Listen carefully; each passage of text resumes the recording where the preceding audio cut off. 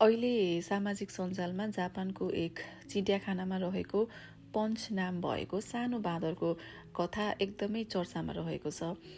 जन्मेको केही समय नबित्दै उसकी आमाले उसलाई परित्याग गर्छिन्। त्यसपछि पञ्च एक्लो हुन्छ अनि अरू बाँदरहरूले पनि उसलाई टोक्ने, लखट्ने, तर्साउने गर्छन्।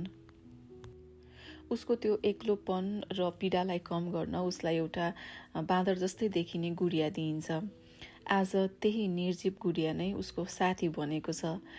उसले त्यसैलाई अँगालो हालेर सुत्छ, त्यसैसँग खेल्छ, त्यसैलाई च्यापेर डर भुल्न खोज्छ।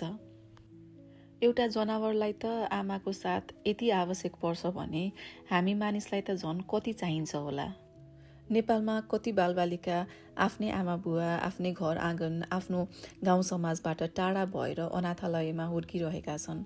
सोचौँ त, चाडपर्व आउँदा, विद्यालयमा अभिभावक बोलाउँदा, बिरामी पर्दा, डर लाग्दा उनीहरूले कसको काख खोज्छन् होला, कसको अँगालोमा टाउको राखेर रुन्छन् होला।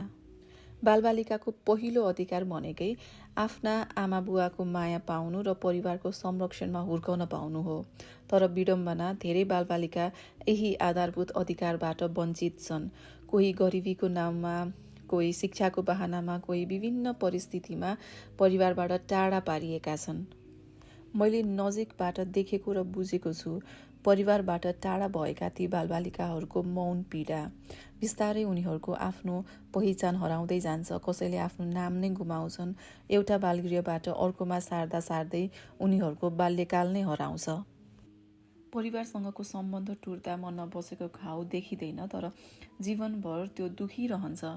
त्यो मानसिक पीडा शब्दमा बयान गर्न सकिँदैन, तर बुझ्ने हो भने नि निकै कहाली लाग्दो यथार्थ हो यो। अहिले यस चुनावी माहौलमा आशा लागेको पार्टी राष्ट्रिय स्वतन्त्र पार्टीसँग मेरो केही अनुरोध छ। नेपालका अनाथालयमा साँच्चै अनाथ बालबालिकाहरू छन् कि कागजी रूपमा मात्रै अनाथ बनाएका बालबालिकाहरू छन्, यसको सत्य खोज्ने आँट गरोस् राष्ट्रिय स्वतन्त्र पार्टीले। आमा बुवाले आफ्ना सन्तानलाई आफैसँग राखेर सुरक्षित रूपमा हुर्काउन सक्ने वातावरण निर्माण गरोस्।